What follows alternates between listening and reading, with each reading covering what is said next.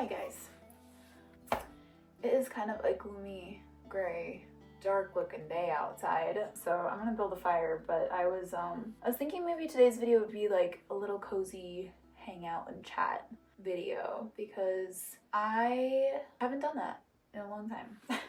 I hate just like sit down question and answer videos, but I haven't done one in like years, so I was thinking maybe I'll just take you around while I putter around my house and do projects or whatever I happen to get up to and just answer some questions. So I hope everybody's on board with that. I am going to just start now while I make this fire. How am I? That's a great first question. I'm actually really good.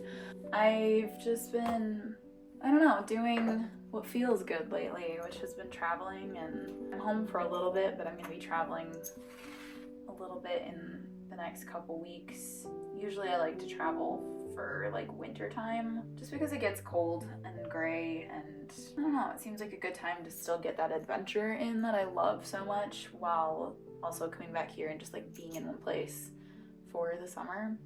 I like that variety, I guess. But to answer your question, I'm doing really well. I'm very happy with the cadence of my life is going at right now. I'm just feeling very comfy and happy.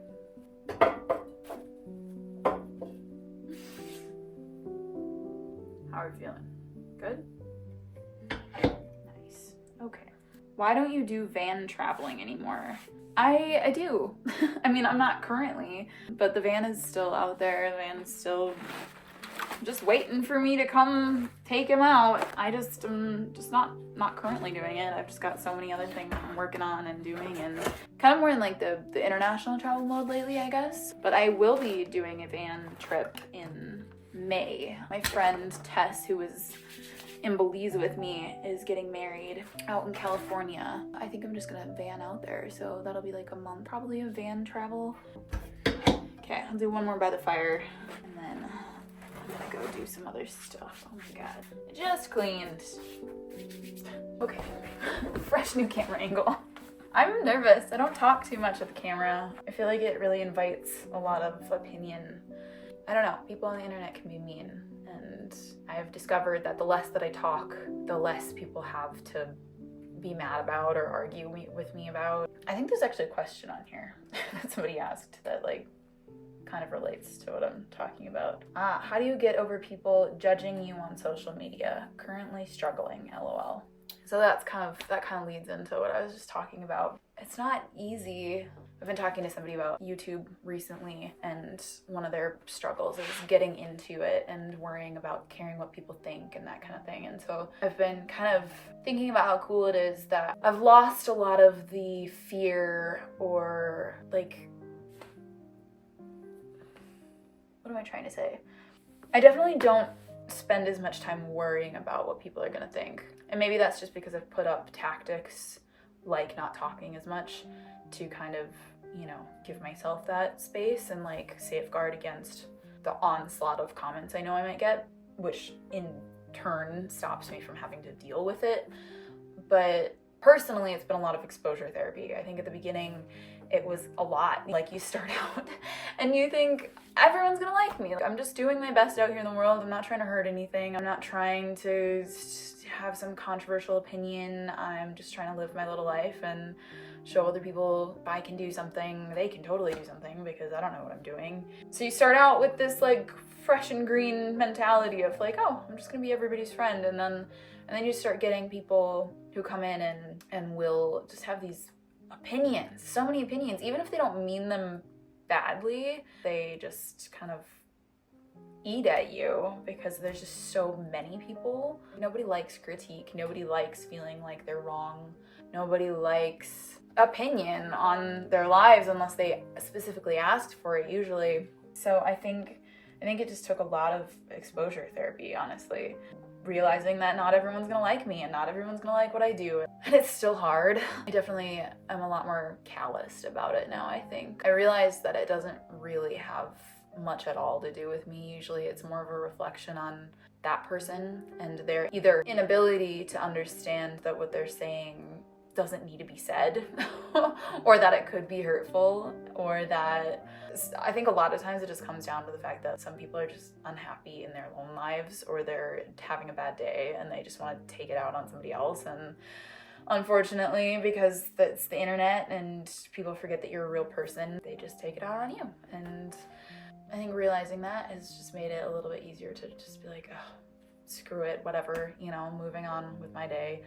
Realizing that you can just block anyone has been a really helpful tool for me. I used to think that by being on the internet, I was just opening up my space to anyone being able to have an opinion, which they can, but I also realized after a while that this is also my little space of the internet where I am just trying to show you me painting a room. If you're coming in and your comments are ruining my space and time that I have opened up and been vulnerable with, then you don't have to be there. You don't have a right to come in and ruin my day. So I get free and easy with that block button, and it really helps my mental health, I think, because it stops people from re-entering over and over and over. So yeah, don't be afraid of that. Whew, spent a lot. We really deep dove immediately. I have a tendency to get like really caught up in explanations of things. So I hope there's lighter questions in this series. I'm gonna move around now so that I'm not just sitting in one place. I just walked out of this room and the first thing I saw were these chairs, which I've been meaning to reupholster for like since I got them. Right now they're this. They've just got stains and stuff all over them. They were like $10. I'm gonna go up to my fabric closet and look around for fabrics. Okay. Will you keep the window trim on the outside of the house blue? It's so cute. I'm sorry. No. Actually, I mean, it is cute. I think it's cute for somebody else's style. It's not quite my style. I really, really want like the more natural color tones. So I've been looking at some kind of like this color. I don't know if you can see that. Like a burnt red kind of color. I don't know. I haven't decided. Ooh, I've got big fabric back there. Is this going to be enough? We could try. We could go see if it works. Wait, this is one pillowcase. No, it's two. Okay. Well, I also still think it's not going to. Wait, maybe. I'm gonna go look. I think I might have more. Daniel asked me to marry him. Alas, Daniel, I cannot. What has been your favorite project? I have projects that I've been really proud of. I have like 3 projects that I think I've been like the most proud of. But I don't know if that means favorite, because they all were pains in the asses. So I think I would have to say that the porch, I think, on my other house, on the cabins, was one of my favorite to complete, because that felt really cool to stand back from and just be like, wow, I built a deck. Because that was just like, it was huge. It's like a big structural change. But same with this cabinet, which you can't see right now. This thing, I look at this all the time and I'm like, I built that. That's wild. If I didn't have video proof of it, I don't know if I would believe it. The other project is my upstairs, my bedroom, that like big arching thing. Those are projects that feel really cool to look at and be like, yeah, that was me. Okay, we're gonna line these chairs up and we're gonna find out. The good news about this project is it's a very low stakes and I can just take it apart, so I'm gonna try it. I need 3 things. I need a fabric cutter, scissors, a crowbar, and a staple gun. And a question. That's 4 things. Let's find a question first. Somebody asked, how do I keep my plants alive while I'm traveling? And I have a neighbor kid that comes over and waters them. And I pay her $20 a week. And I appreciate her so much. Whoops. Before that, I would just load them all up and bring them to my mother's, which was a lot of work because I have a lot of plants. Okay, we're in the basement. I need a crowbar, a staple gun. Are there staples in here? How do we feel? Oh, not nearly enough. No siree, Bob. Crowbar. That's plenty. Okay. Okay. Another question. Would you ever get a tattoo? If so, of what? No. Probably not. I would want it to be so much the right thing that I would spend forever thinking about it and never come to a conclusion. So I've just kind of decided on no. I think I can just pry them off, right? I've never actually detached seat cushions before. Oh yeah. Oh, okay. This is a good one. I've been meaning to actually talk about this because social media. Somebody asked, how do you do so much? Well, first of all, I've always done a lot. I've always been kind of a busybody and like love projects. Is this not a screw? Oh my god, it's a flathead. Okay. So, my answer to that is two-part.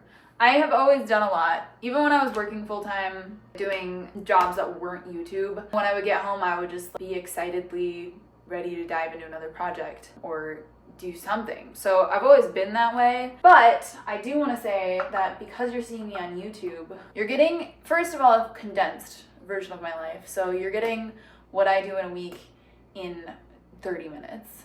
So it really looks like I'm getting a ton done, and I never screw around, and I never am lazy, and I never am on my phone, which is not even close to the truth. Like, I have a crazy phone addiction sometimes, and it drives me nuts. And then also, because this is my full-time job now, this is all I do. While it's still stuff that I would naturally be doing because of my like excitement for it and my curiosity and my interests, I am doing it in a much shorter span of time than I would be if I had a job outside of this. So I would probably be going to work, and then on my off time I would be doing the project. So everything is crunched way shorter, you know, like I have the opportunity to do this as my job full time.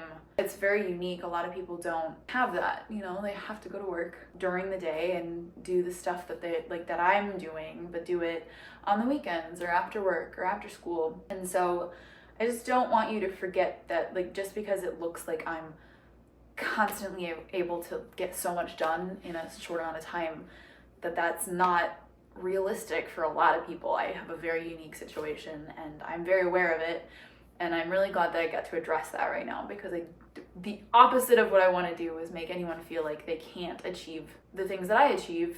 But I do have a unique situation. So don't beat yourself up if you don't get things done as quickly as I do. It's just the way it is. It's slow and steady, and everything gets done at the pace it gets done. I think that's all I have to say about that, but a good question. Oh my god. Let's see if this comes off. Nice. Look at this. It's just fabric stapled to a chair. Easy. This might be the only project I get through during this question answer. I just hope it doesn't come off as preachy when I talk about stuff that I care about. But yeah, I'm trying to mix the questions up a little bit. Favorite wine. Perfect. Favorite wine. It's a good question, but I don't know. I know what I don't like. I don't like the really sweet wines. I love red and white, so like Chardonnay isn't my favorite. I don't know. I really like a Cab or a Merlot or a Shiraz. Shiraz. Who knows? Not me. Syrah? Is it Syrah?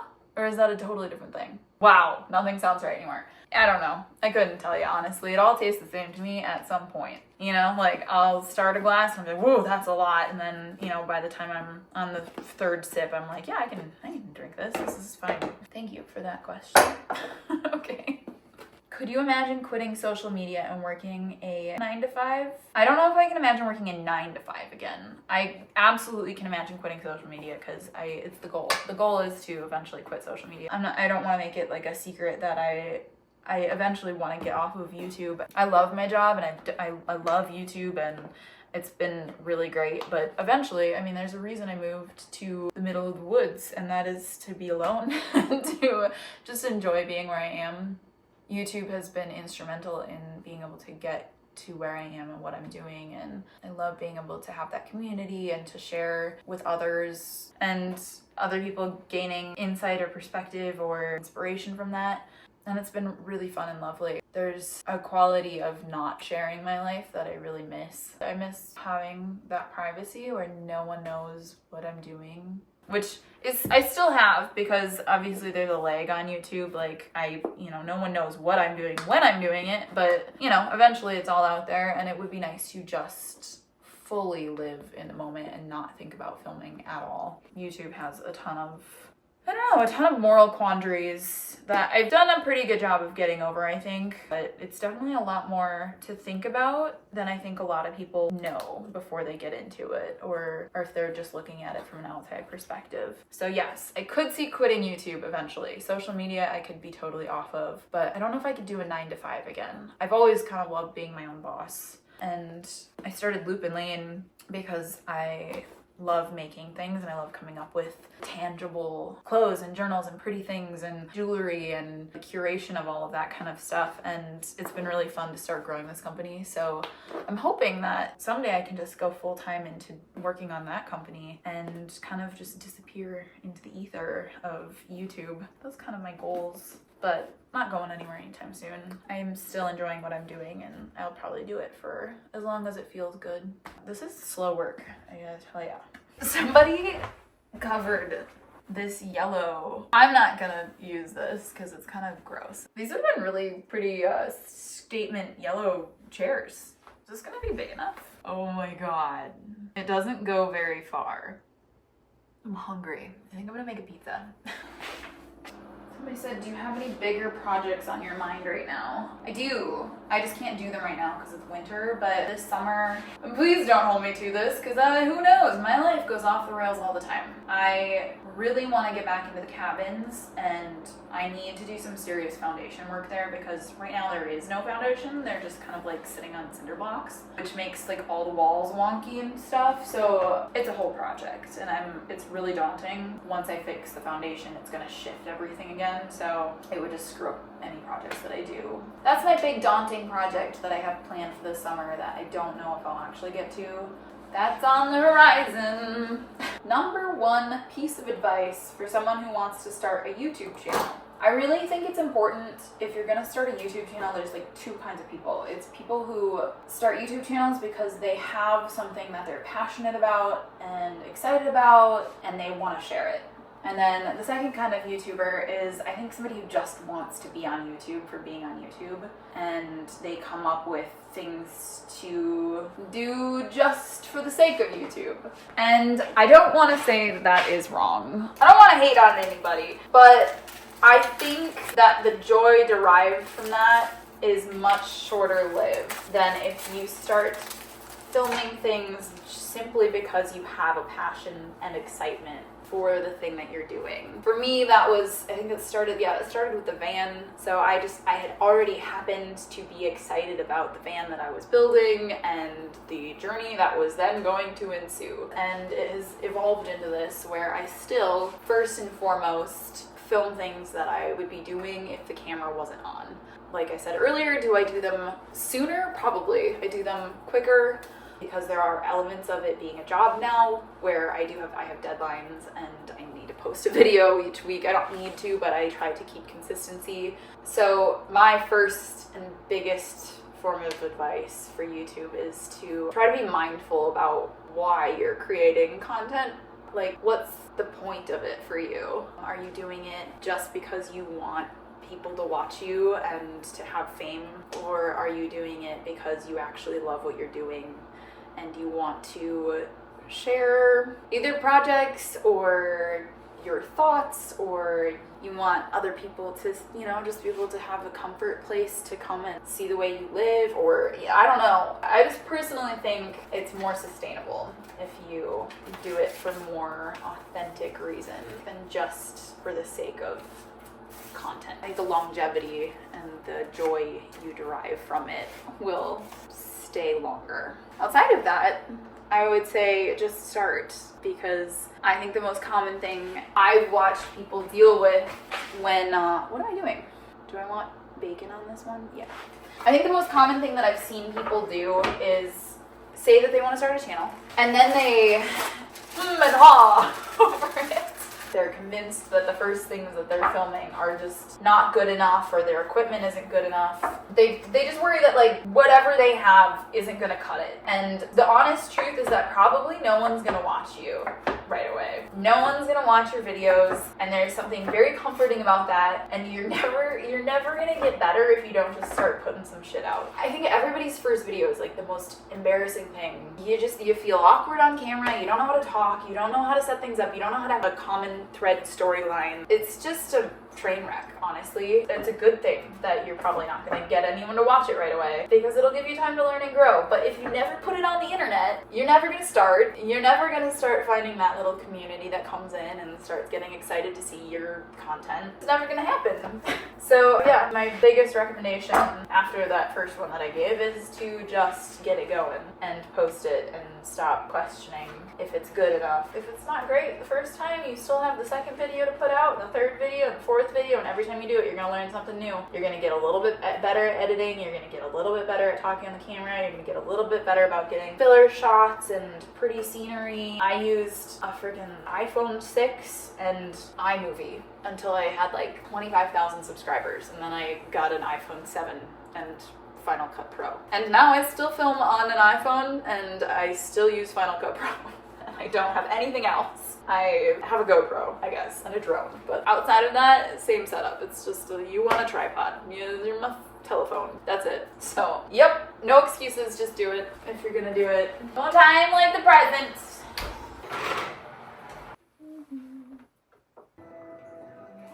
I ate pizza for so long, and then I was watching this movie and lost track of time, and now it's 5 o'clock. I don't know if you can even see my head right now. Are you a cat or dog person? Obviously you're a mouse person, lol. That's cute. I have to say I'm more of a dog person just because I grew up with dogs. I think it's mostly just because I grew up with dogs. How can I find an affordable fixer-upper like your cottages? Listen, I'll tell ya. My strategy has been setting a saved search on Zillow. Like you can draw a circle around the area you're looking in, and then it just like emails you all the time. When I was actively looking, I would spend 10 minutes every morning just kind of perusing the new listings. Is it scary at all living alone in the countryside? Oh my god. Somebody said, is it scary for you to be almost 30 years old? For anyone who doesn't know, I'm 29. And actually, no, I'm like super excited. I feel like after 25, I just felt like I was already supposed to be the next age. Like it just stops meaning anything. And there's something kind of exciting about 30 because it's like, okay, I've been in my 20s for like decades. Like I'm ready for the next era. And I think there's something fun about also feeling like you get to enter. I'm an adult now. Like other adults get to look at you and you're no longer in your 20s, I guess. It feels like very natural and nice. How did you realize you can really do anything you want with your life? These are so in-depth. It's not like, what's your favorite color? How did I decide I can do, or realize that I can do anything I want with my life? I think it just starts with like small decisions. Doing something scary for the first time. I mean, the one that pops into my head is obviously the van. The van felt really big at the time. I don't know.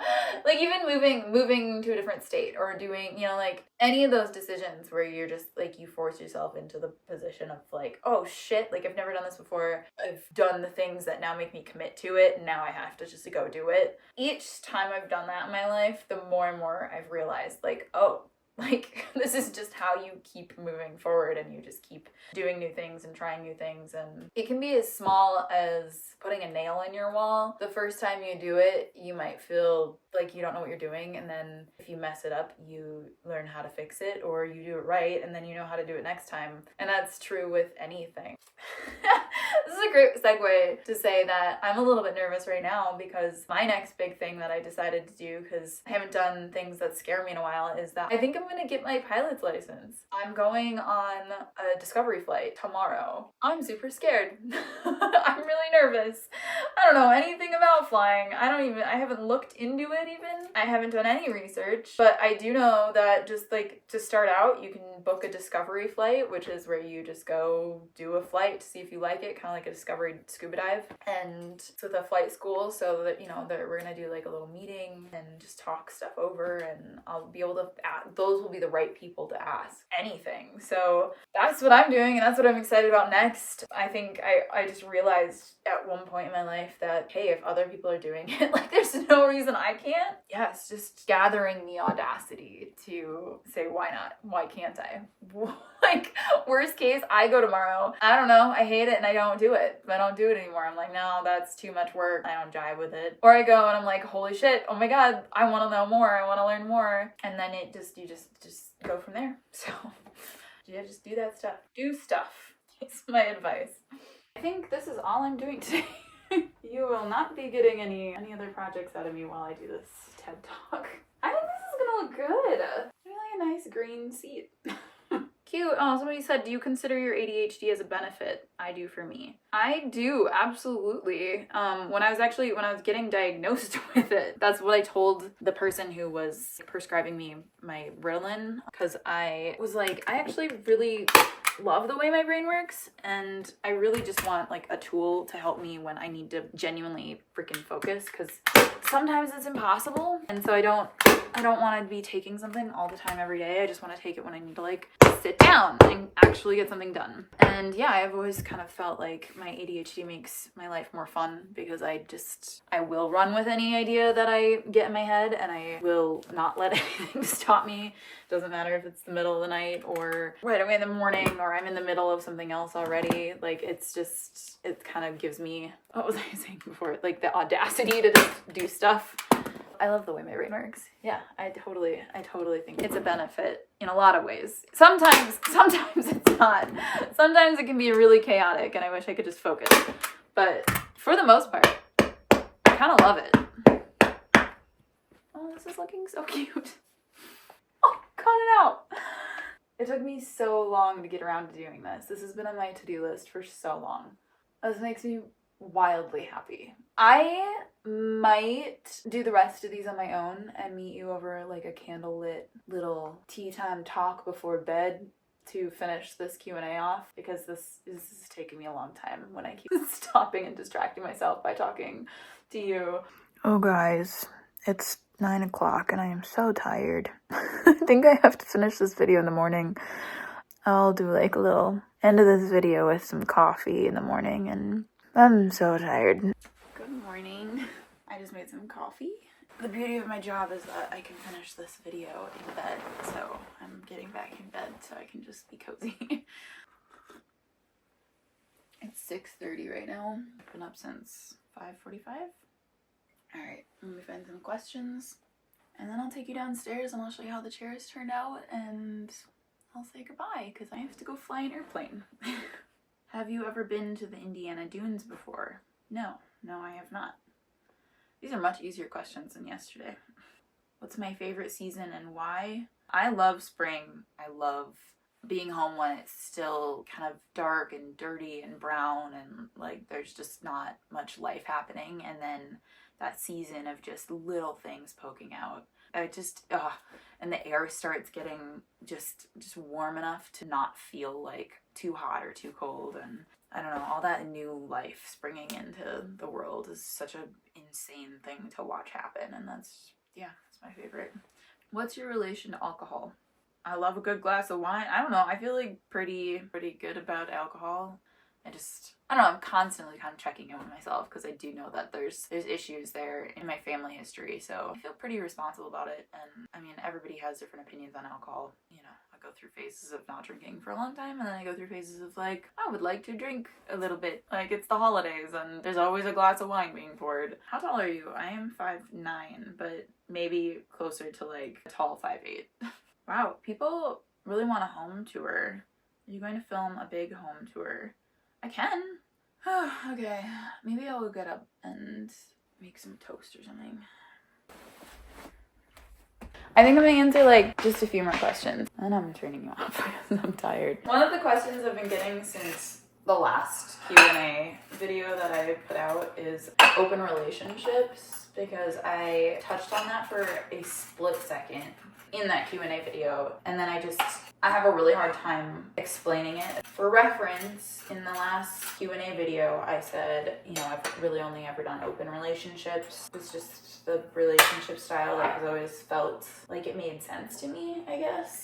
And that's just a personal opinion. It's just like what has kind of I don't know how to dive into it without going super into depth, and it kind of freaks me out because I feel like a lot of people really take it the wrong way. Like, people have such a strong idea of what they think an open relationship is, and a lot of times it's just like it revolves around sleeping with a bunch of different people, and for me it's not that at all. I need a better term for it because it puts the wrong image in people's heads immediately. Not that there's anything wrong with sleeping around or wanting to sleep around, but that's not even close to the biggest part of it for me. I've never been somebody who's had any interest in just like generally sleeping with a bunch of random people. I have to really like the person to even care about that. But for me, like, open relationships mean more so like it's the openness side. It's for me, the openness side is like having a partner who is your absolute best friend and understanding and accepting the absolute whole humanity of that person, and them also accepting that about you, and understanding that I am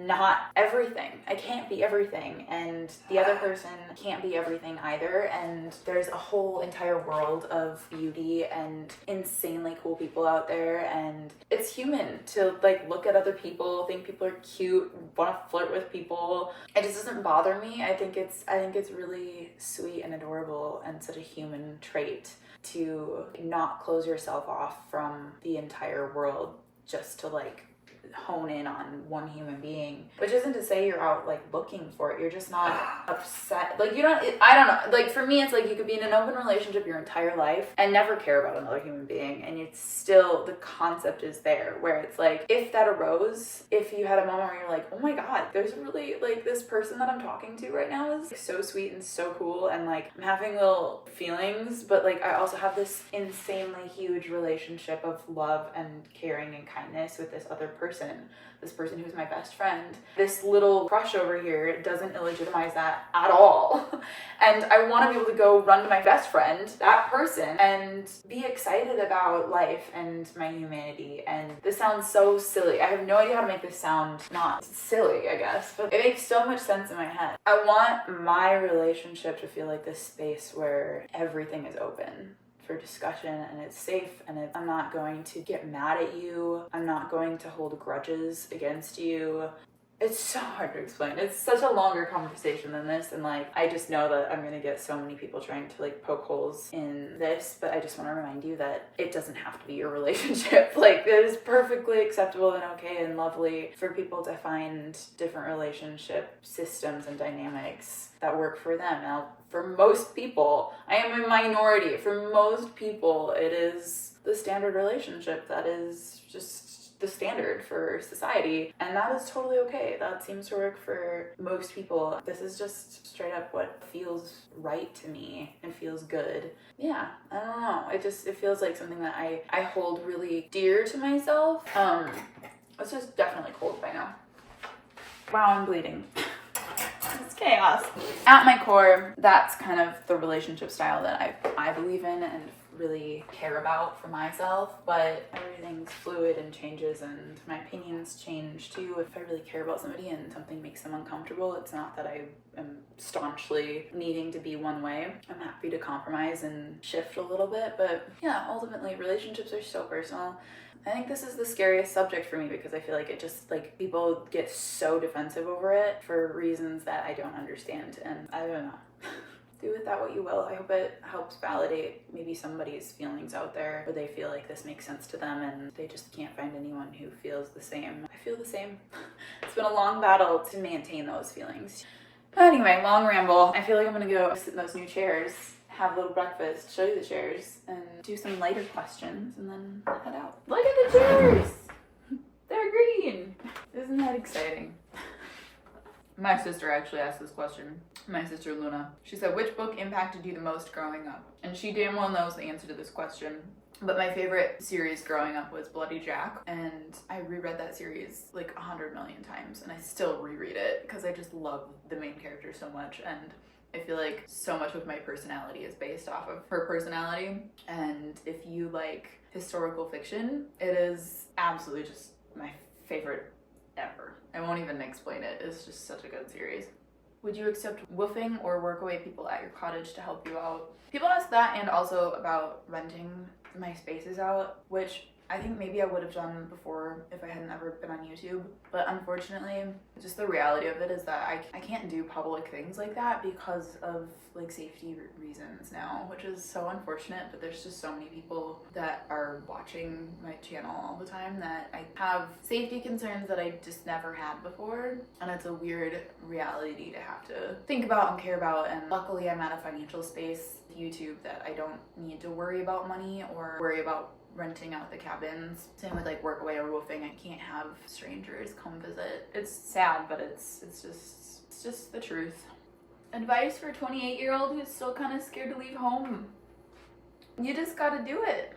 I don't know. Like that is just, I mean, it's like the start of anything. You have to take one small step and then one bigger step, or maybe just take a big giant leap right away, but there's no perfect answer there. You just gotta try. You just also remember that home will always be there. You could get on a bus and go 20 hours away, get where you're going, and then freak out, panic, and go right home. And that's okay. You did something. It's okay to not complete something, but to at least try. It is okay to go home. That took a long time for me to learn, and it becomes a much more comforting thought in the process of making big, scary decisions. Failure is okay. It's just a start, and you can always try again. Okay, I'm gonna end it on, do you plan to keep the cottages? And the answer is yes. I absolutely want to keep the cottages. I actually just paid them off. I actually own those now, which feels really nice. There's just something so magical about both of these properties. This property feels very functional and magical in a very functional way. Very well kept and well groomed, and everything has a reason and a purpose, and there's like trails and a garden and specific rooms with specific purposes, and it's really lovely. And then my cottages feel like just this magical fairy tale escape place where I don't know how to describe it. Those will always be something so magical for me.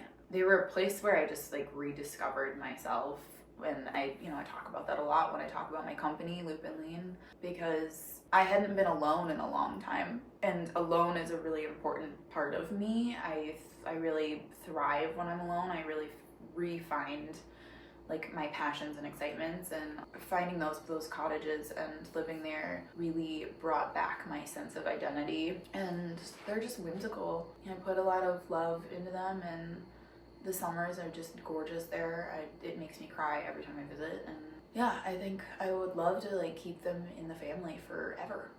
Forever and ever and ever.